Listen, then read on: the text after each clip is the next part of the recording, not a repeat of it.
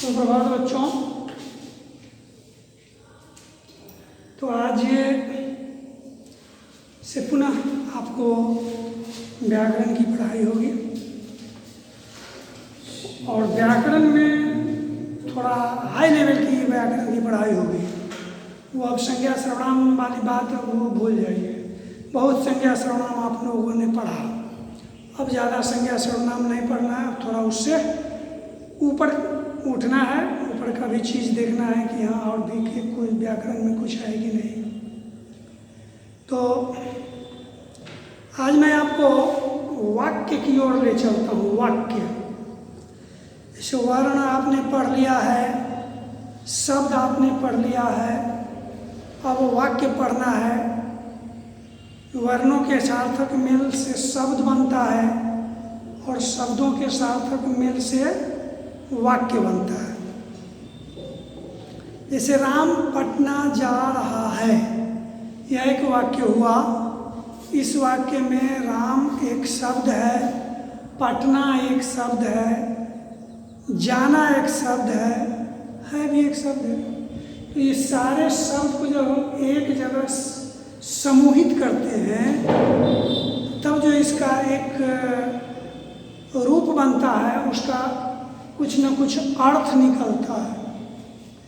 तो सार्थक यहाँ भी है, जैसे शब्द में पढ़े हैं कि सार्थक वर्णों के सार्थक मेल को शब्द कहते हैं, निरर्थक मेल को शब्द नहीं कहते हैं। उसी प्रकार शब्दों के सार्थक मेल को क्या कहते हैं? वाक्य कहते हैं। शब्दों के सार्थक मेल को वाक्य कहते हैं। राम पटना जा रहा है, यह एक सार्थक मेल हुआ क्योंकि इस वाक्य का कुछ अर्थ निकल रहा है। और यही सब शब्द आप उल्टा पुल्टा लगा देते हैं अगर आप, तो फिर दिक्कत हो जाएगी, उसका कोई अर्थ नहीं निकलेगा। राम है जाता पटना है, राम पटना है जाता, तो ये थोड़ा अटपटा सा वाक्य लगता है, इसलिए ये वाक्य का रूप नहीं हुआ, ये निरर्थक वाक्य हुआ। तो जहाँ तक वाक्य का सवाल है, वाक्य तो समझ गए कि शब्दों के सार्थक मेल को वाक्य कहते हैं। अब आइए कि वाक्य के भेद, जिस प्रकार संज्ञा के भेद होते हैं, सर्वनाम के भेद होते हैं, उसी प्रकार आपको वाक्य का भी भेद है। जैसे वाक्य के भेद हैं दो आधार पर, एक रचना के आधार पर और एक अर्थ के आधार पर वाक्य के भेद। रचना के आधार और ये अर्थ के आधार पर। तो उस दिन में मैं आपको बतला दिया था कि रचना के आधार पर वाक्य के तीन भेद होते हैं।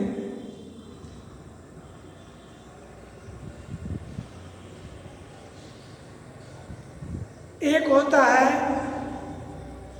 सामान्य वाक्य, संयुक्त वाक्य और मिश्र वाक्य। साधारण वाक्य को ही सामान्य वाक्य कहते हैं और इसमें एक कर्ता और एक ही क्रिया की प्रधानता होती है, अर्थात एक उद्देश्य और एक विधेय होता है। तो ये हो गया सामान्य वाक्य, साधारण वाक्य को। दूसरा है संयुक्त वाक्य। इसमें क्या होता है कि एक प्रधान वाक्य और उस पर एक आश्रित वाक्य होते हैं। प्रधान वाक्य अगर न हो तो आश्रित वाक्य का कोई अर्थ नहीं होगा। और ये दोनों जो वाक्य होते हैं, प्रधान वाक्य और आश्रित वाक्य, सो समुच्चयबोधक अव्यय से जुड़े होते हैं। इसमें अव्यय के रूप में खास करके और शब्द से यह जुड़ जाता है, और से, ठीक है, और शब्द से जुड़ जाता है। जैसे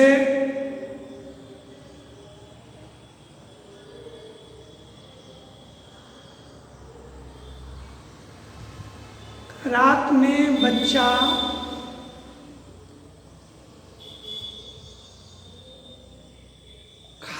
खाता है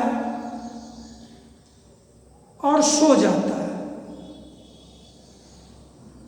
बच्चा खाता है और सो जाता है, तो यहाँ तो एक बात है, एक वाक्य है, बच्चा खाता है, प्रधान उपवाक्य हुआ, और सो जाता है आश्रित उपवाक्य हुआ। समझे कि नहीं? दो या अधिक आश्रित उपवाक्य इसमें होते हैं और उनके बीच योजक कड़ी होती है, तो इसे संयुक्त वाक्य कहते हैं। मिश्र वाक्य भी वही है कि इसमें एक प्रधान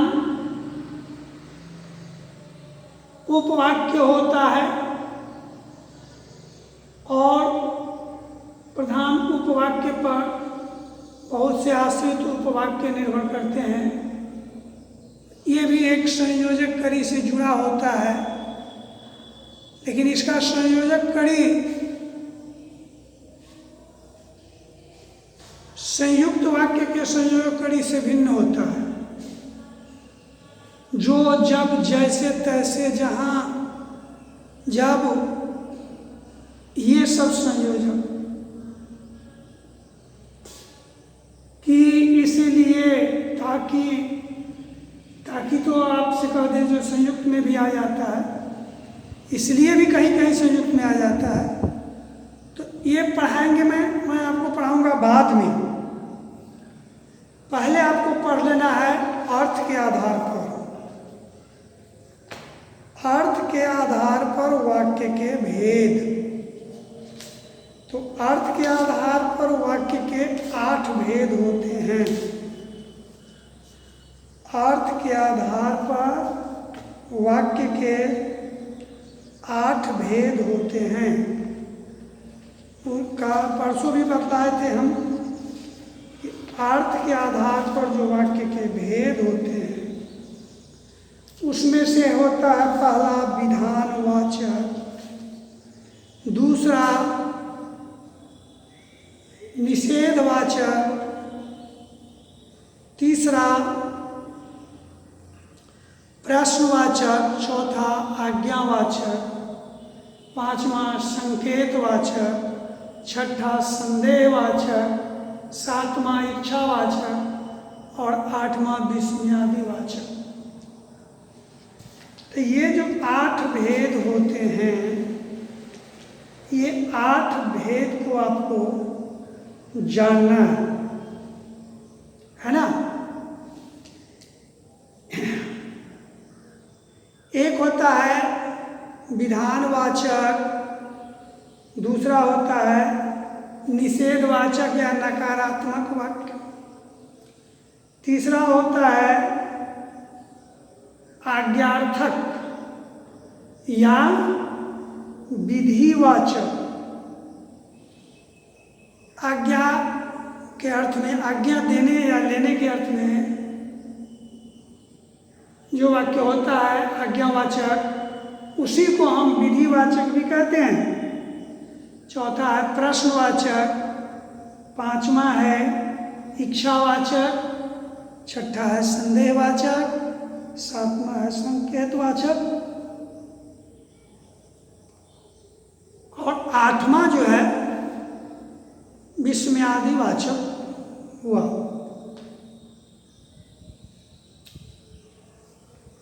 तो सबसे पहले इसमें आपको पढ़ना है विधानवाचक वाक्य क्या है। इसको कथनात्मक वाक्य भी कहते हैं। तो सामान्य जो वाक्य होता है जिसमें किसी वस्तु या व्यक्ति की स्थिति अवस्था का बोध होता है उसे सामान्य वाक्य कहते हैं, विधानवाचक वाक्य कहते हैं, ठीक है, या उसे कथनात्मक वाक्य कहते हैं। विधानवाचक वाक्य कहते हैं सामान्य वाक्य को जिसमें कर्ता जिसमें किसी वस्तु या व्यक्ति के स्थिति या अवस्था का बोध होता है। जैसे लड़कियां नृत्य करती है, लड़कियां विधानवाचक।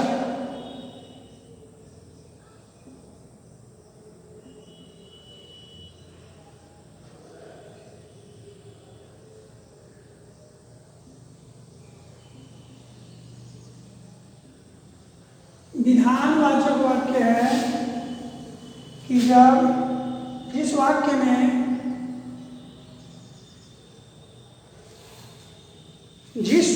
में किसी वस्तु या व्यक्ति की स्थिति या अवस्था के बारे में कुछ बताया जाए उसे विधानवाचक कहते हैं। जैसे लड़कियां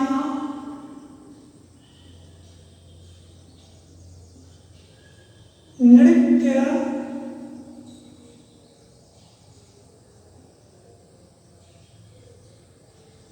करती है, ये साधारण वाक्य है। इसमें क्या है, व्यक्ति के स्थिति के बारे में बतलाया जा रहा है कि वह नृत्य करती है, व्यक्ति में लड़कियां हैं। तो ये साधारण वाक्य है, विधानवाचक वाक्य इसी को कहते हैं। जैसे उसकी पत्नी बीमार थी,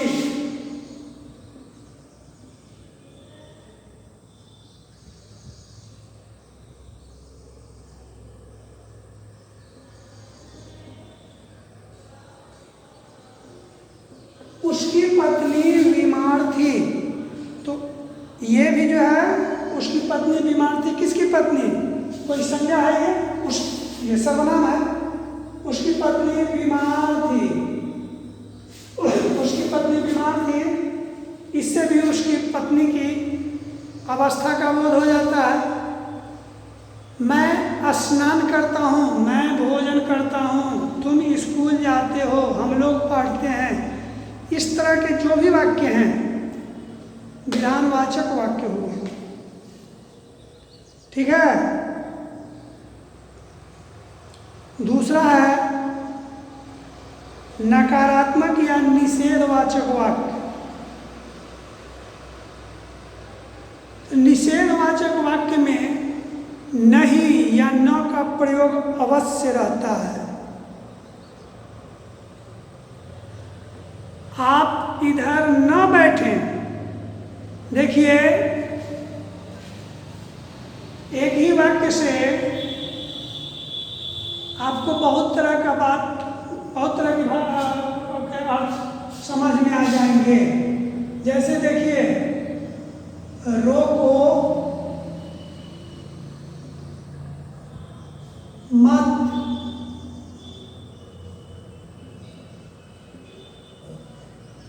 जाने दो। तो इसमें अगर रोको पर बल देते हैं, रोको मत जाने दो, रोको मत जाने दो, इसका अर्थ दूसरा हो गया कि किसी व्यक्ति के बारे में कोई कह रहा है, उसे रोको, वो जाने की स्थिति में है, उसको मत जाने दो। लेकिन अगर यही कौमा यहाँ से हटके अगर यहाँ आ जाएगा तो अर्थ का साफ विपरीत रूप हो जाएगा कि नहीं। रोको मत, नहीं रोको, जाने दो, जा रहा है तो जाने दो। तो उसी तरह नकारात्मक वाक्य में भी आप इधर न बैठें, अरे आप इधर न बैठें, इधर आइए ना, बैठिए ना। और यही हो गया, आप इधर न बैठें, आप कहीं अन्यत्र में जाकर के बैठें, इधर न बैठें। तो दूसरा वाक्य जो है आपको नकारात्मक, जिसको हम निषेधवाचक वाक्य कहते हैं। क्या कहते हैं? निषेधवाचक। ये तो पहला हुआ। दूसरा हुआ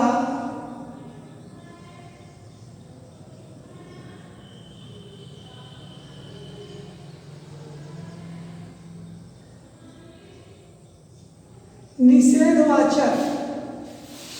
इसमें वाक्य में कहीं ना कहीं नो या नहीं लगा ही रहेगा, समझ गया ना? वे बाजार नहीं गए, वे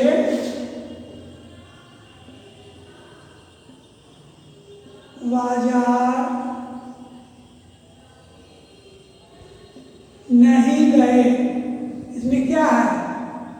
नहीं है ना, वे बाजार नहीं गए में नहीं तो है, इसीलिए यह नेगेटिव हो गया, नकारात्मक वाक्य हो गया। समझे कि नहीं? वे बाजार से छूट जाता है। वे बाजार नहीं गए, वे बाजार नहीं गए। तुम लोग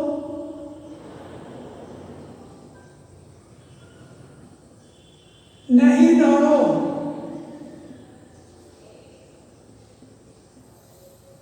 तुम लोग नहीं दौड़ो। आज वर्षा नहीं होगी, आज वर्षा नहीं होगी। यहाँ नहीं है, नहीं है, नहीं है, नो भी है। जैसे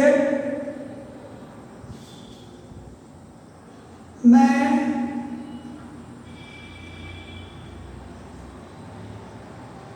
तुम्हें ना पढ़ाऊंगा, मैं तुम्हें ना पढ़ाऊंगा। यहाँ भी न हो गया, न रहे या नहीं रहे तो वो नेगेटिव हो वाक्य हो गया। इसको हिंदी में कहते हैं निषेधात्मक वाक्य। पहला विधानवाचक वाक्य, कथनात्मक वाक्य। दूसरा है विधिवाचक वाक्य, ये निषेधवाचक वाक्य, जिसको नकारात्मक वाक्य भी कहते हैं। उस वाक्य में कहीं न कहीं न या नहीं रहेगा। आज्ञार्थक वाक्य या विधिवाचक वाक्य में आइए। जब किसी वाक्य में आज्ञा, निर्देश, प्रार्थना, विनती आदि का भाव प्रकट हो, देखिए विनती का भी भाव प्रकट हो, आज्ञा का भी भाव प्रकट हो, समझेंगे नहीं? उसके बाद कोई भी काम करने का निर्देश, सलाह का भी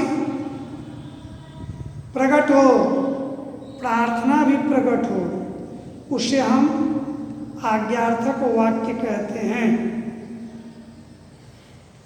तीसरा हो गया आज्ञार्थक वाक्य।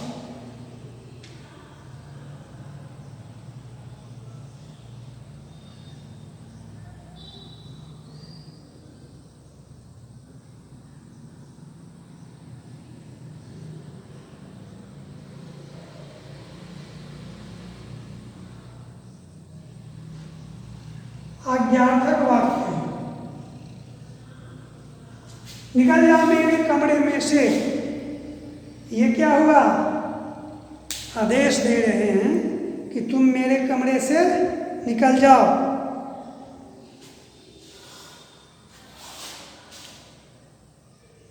मेरे कमरे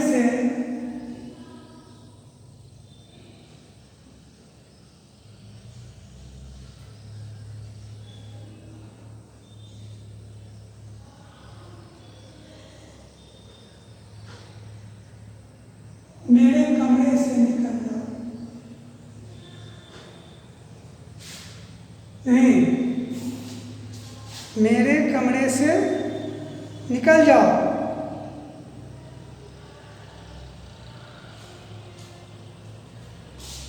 बाजार जाकर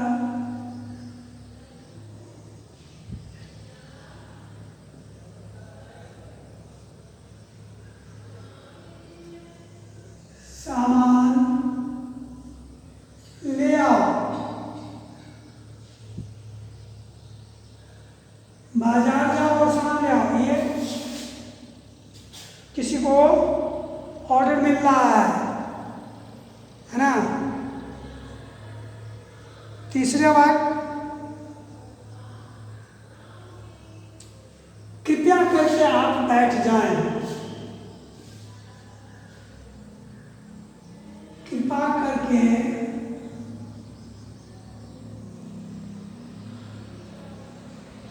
आप बैठ जाएं। मान लीजिए कि उससे प्रार्थना कर रहा है, कृपया करके आप बैठ जाएं।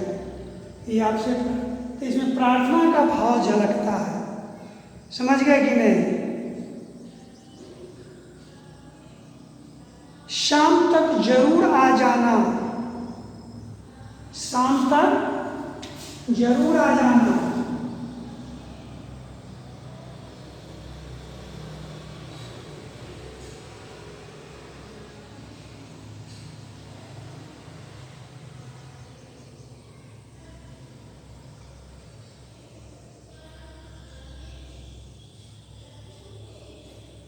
शाम तक जरूर आ जाना, ये निर्देश है ना।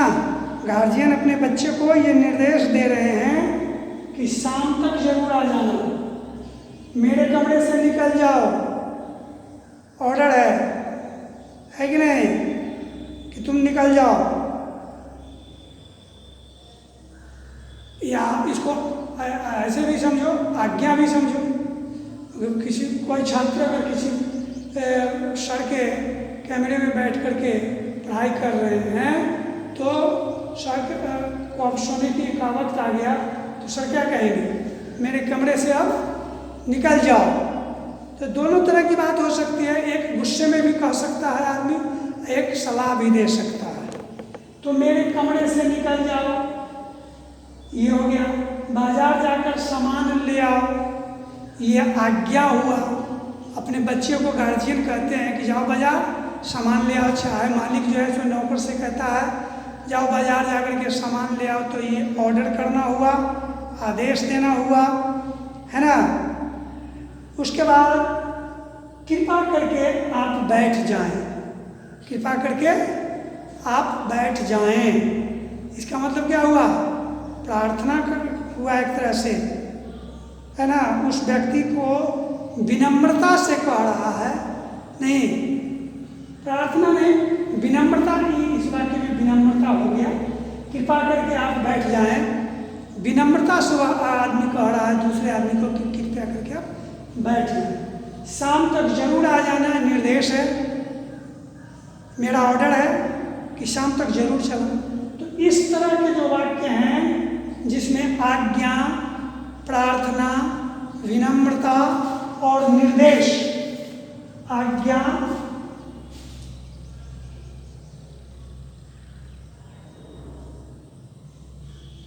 प्रार्थना,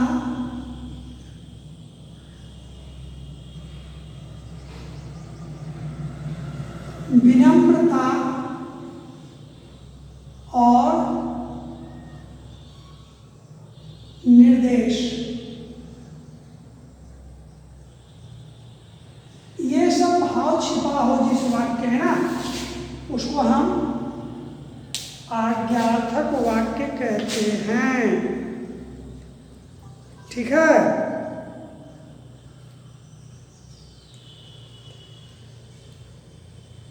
तो आज की पढ़ाई बस यहीं पे समाप्त की जा रही है। धन्यवाद। पुनः जो शेष बचा हुआ है कल